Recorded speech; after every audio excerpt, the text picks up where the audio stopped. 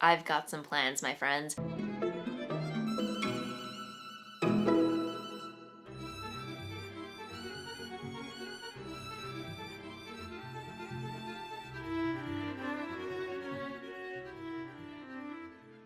Hello, I'm Kristen, also known as Voolenvine, here on my YouTube channel, on Instagram, on Ravelry, and pretty much everywhere else on the interwebs. And as always, I'm so happy that you're taking some time out of your day to chat about all the knitting, all the sewing, all the making, or whatever crafty rabbit hole I happen to be diving down this week. And I hope wherever you are in the world, you're continuing to stay safe, stay home, and not going too batty. Just to catch you up on how I'm doing, how Dennis and I are doing. We're doing well. We are continuing to stay home, working from home.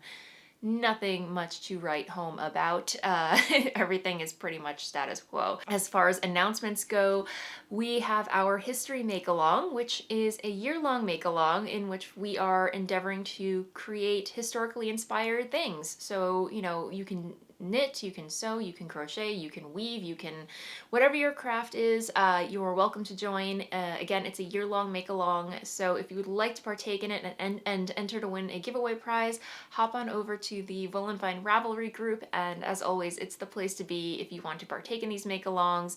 Just partake in the conversation, the chatter, share your progress, and you'll automatically be entered to win a giveaway prize come March 2021. Because as I mentioned, it's a year-long make-along, plenty of time to join. Your project can be as big or small as you would like it to be, as long as it's a project inspired by history, anything prior to 1950. So yeah, I believe that is it for announcements this week. Wow, that was probably the quickest intro in my recording history. But anyway, I'm gonna roll with it. So a little word from my amazing sponsor, Skillshare, and I will get into what I've been making this week. And welcome back. All right, first up on the docket, we have progress on the Husbeast sweater. It is growing, my friends. So last week I mentioned that I cast on a sweater for Dennis. Finally, he's going to get a sweater out of me. This is the Caine sweater, a pattern by Martin Storey that is, I believe, available to purchase and download via the Rowan website. And it's just a very simple, straightforward pattern, knit in pieces. So it's not knit in the round. Right now I'm currently working on the front, and then I'm gonna be working on the back and then knitting the sleeves and then grafting it all together. And speaking of yarn, I'm actually using the yarn that the pattern specifically calls for, which is Rowan Felted Tweed, and in their charcoal colorway, which I don't know if you're going to be able to see, but in certain lights it looks more denim blue than charcoal, and in other lights it actually does look charcoal, but there are little flecks of brown and denim blue and white tweed flecks in there, so I think that little hint of blue kind of lends to that bluish shade. But yeah, it's knitting up really lovely. It's 50% wool, 25% alpaca, and 25% viscose, and it's like butter. It is, I mean, it's a little toothy, I'm not gonna lie, but I think once it blocks out, it's gonna be really soft, it's gonna bloom, if the swatch doesn't lie.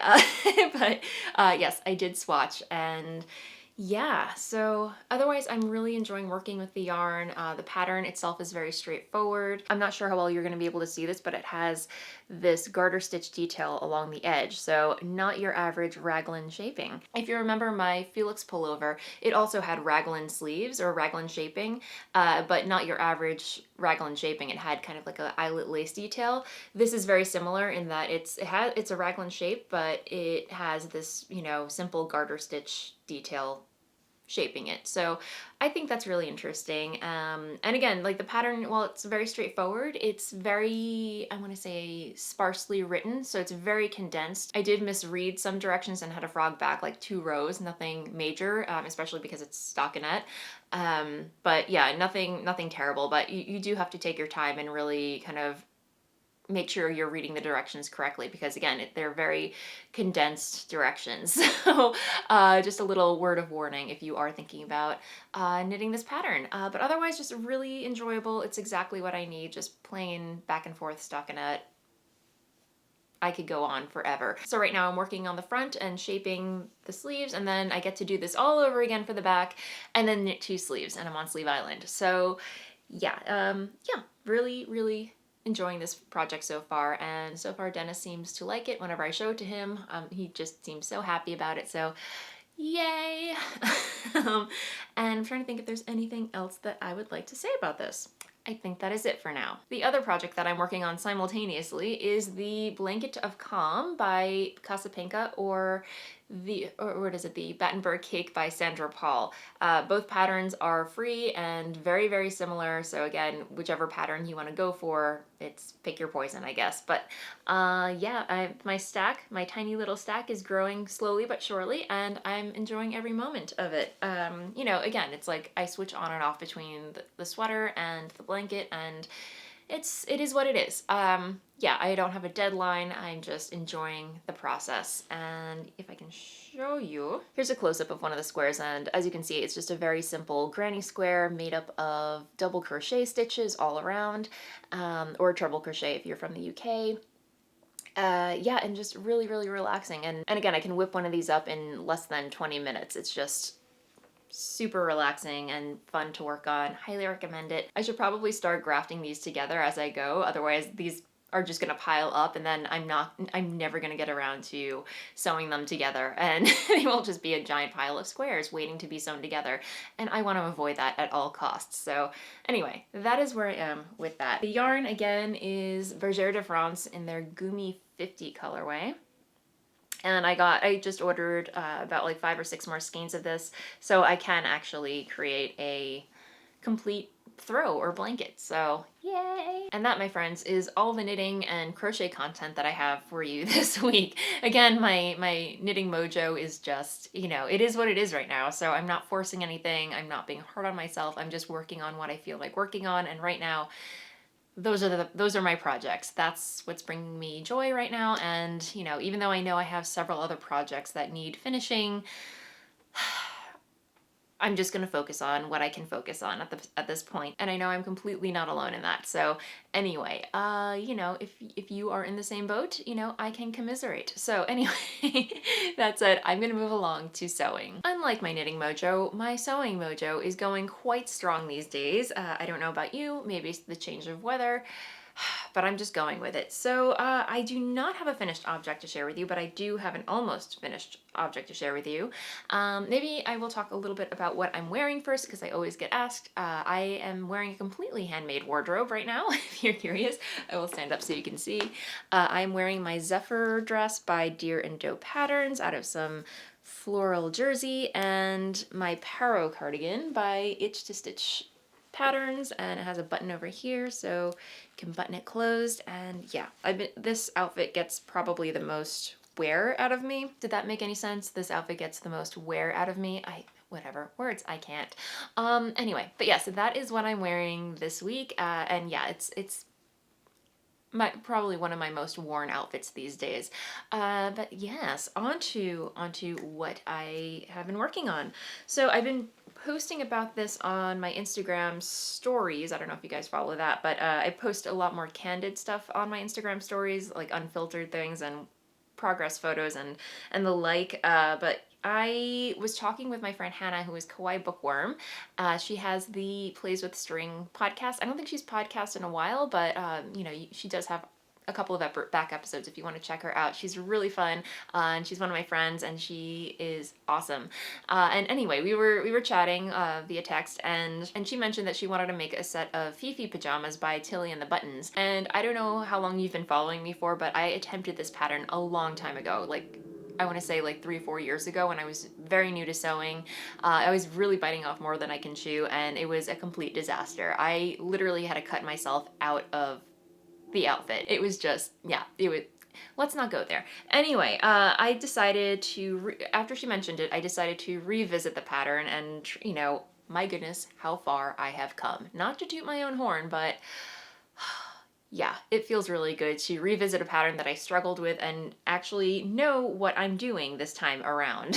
So here is where I am with it. Yeah, it is just a basic camisole cut on the bias, and it has some pleated cups for the boobs, and then I did a little improvising on the neckline. I don't know how well you're going to be able to to see, but I added some lace trim to the neckline.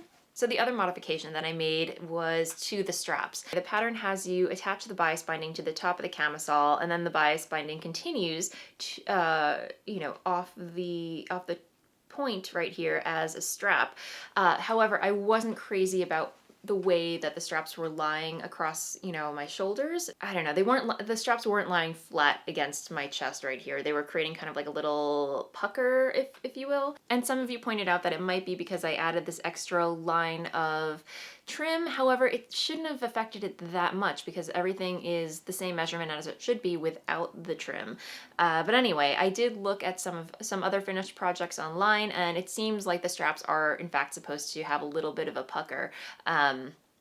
And for some reason, my own personal brand of crazy preference, I didn't like the way that looked. Your mileage may vary. So what I did was I just cut the straps off, and I'm going to set them at a different angle so they do lie flat across my shoulders. And you know, I'm in the midst of doing that. I haven't finished it, but I will keep you posted as to, you know, how that goes. But fingers crossed it'll work out. They're straps. I mean, you know, I will say it's not very beginner friendly. I mean, if you're an adventurous beginner, by all means, I say jump right in. But it's completely, it requires you to do all French seams, which I thoroughly enjoyed because I love a good French seam. So the entire inside is French seamed. It was just so satisfying to put this together and, you know, just take my time and really kind of zone out and focus on little details and everything. I'm here for it. But wait, there's more to this pattern. There are boxers, which I have begun putting together. So here we are. So the boxer shorts are pretty much done. I just have to install the elastic waistband, but I'm actually thinking instead of doing elastic waistbands, because I will be totally honest, I'm not a fan of elastic waistbands at all. I just don't like the way they look. I do have some extra fabric that I might turn into more bias tape and use that to create a waist tie as opposed to using the elastic. So more, again, still in the middle of working on this project, but I will keep you posted to let you know how that goes. But yeah, this is just going to be a nice little addition to my nightwear wardrobe, so to speak. You know, filling gaps in my wardrobe, because right now Target is not an option. I should talk about the fabric. The fabric, of course, if you haven't guessed already, is Liberty fabric. This has been sitting in my stash for a long time, and I will be totally honest, when it comes to my general wardrobe, this really doesn't fit the bill for me. Teal really isn't my color, especially like, I mean, I will wear some teals, but this teal is just a little too bright. It's actually, it's very bright, and not something that I would generally wear out in, you know, the world, but hey, for sleepwear, for nightwear, I am here for it. I think it's perfect, and yeah. All right, let's talk future sewing plans, because I've got some plans, my friends. I don't know if you've been following my Instagram stories, I posted that I enrolled in Foundations Revealed, which is an online subscription website that is geared towards people interested in historical sewing and historical fashion. Hello, it's right completely up my alley. And when I believe they only open enrollments once or twice a year. And it's run by Kathy Hay, who, I don't know if you follow her on Instagram. She's amazing. I will post links to all this down below if you're interested. But so I enrolled, and it's everything and more that I could ever imagine. So they just have like a whole library of articles when it comes to corset making, you know, how things were made in Victorian times, Edwardian times, and it's like I'm just glued to it. So anyway, they just announced that they are having a competition, and I haven't decided if I'm actually going to partake in the competition, but the theme is Once Upon a Time, but that just got my wheels turning. And if you've been following my channel, you probably know that I have been obsessed with a couple of outfits, or a couple of historical garments. One being, I will post photos of these things so you know what I'm talking about. But the first is a dress from the Death Becomes Her exhibit at the Metropolitan Museum.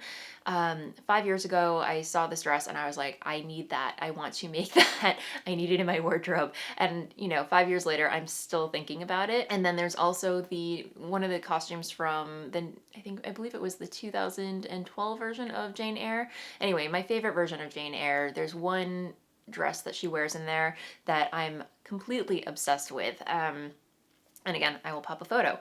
So that got me thinking that I'm finally going to pull the trigger and make one of these costumes. I mean, I might as well, you know, because how long am I going to put it off for before I just let it the dream die quietly into the night? No, I'm going to pull the trigger and I'm going to make one of these costumes, depending which fabrics I can get my hands on. But anyway, I am going to strive to make this as historically accurate as possible. So I've been doing my research. It's going to be a 1840s, like a late 1840s Victorian gown. And this is going to include a corset, a chemise, petticoats, and the main dress. So this is, you know, thankfully the competition is a year long, so that is going to be my deadline for this.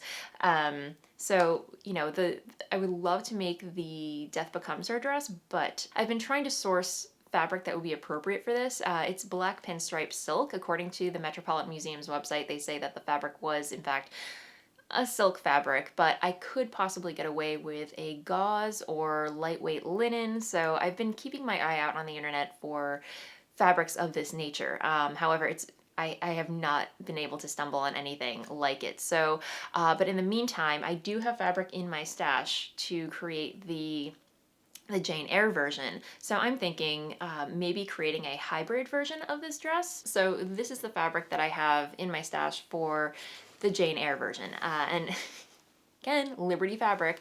I actually have 4 yards of this in my stash, and I would probably need about 3 more yards of it to make a gown of this caliber, so to speak. So, you know, it's not, you know, it's very, very similar. So the fabric that I'm going to be using for this project is still kind of up in the air, but I've been, you know, again, doing research and figuring out what I will need to make for this.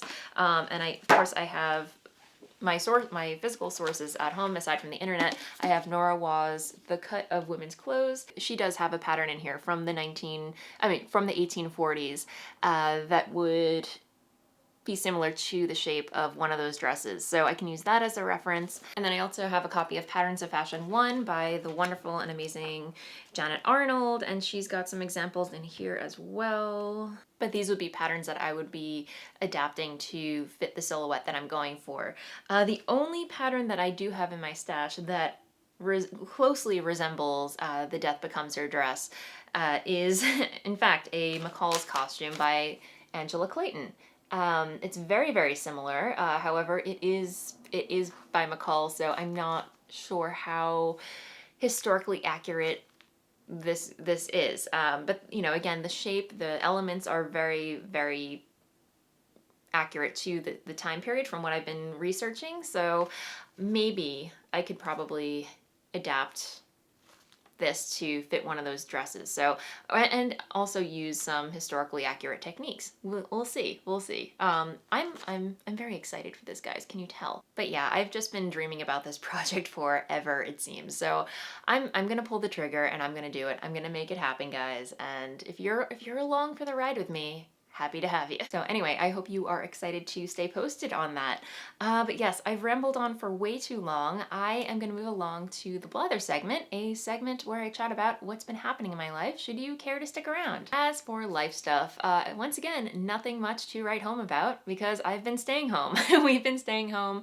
It was back to work for me this week. I took some time off last week just to kind of recharge, slow my roll a bit, and, you know, work on some stuff behind the scenes. But I have been listening to Crescent City by Sarah J. Maas. I did take a little break from that because, to be honest, I did find the beginning to be a little bit slow. There was a lot of world building, stuff that I really wasn't gelling with, and I did take a little break from that, and I did recently come back to it, and you guys, so glad I did. You know, I will say, it's not, I don't think anything can top A Court of Thorns and Roses. That series is my ultimate favorite, but I will say that I do appreciate this new series that she came out with. It's just really different. I'm curious to see where it goes. I haven't finished it yet.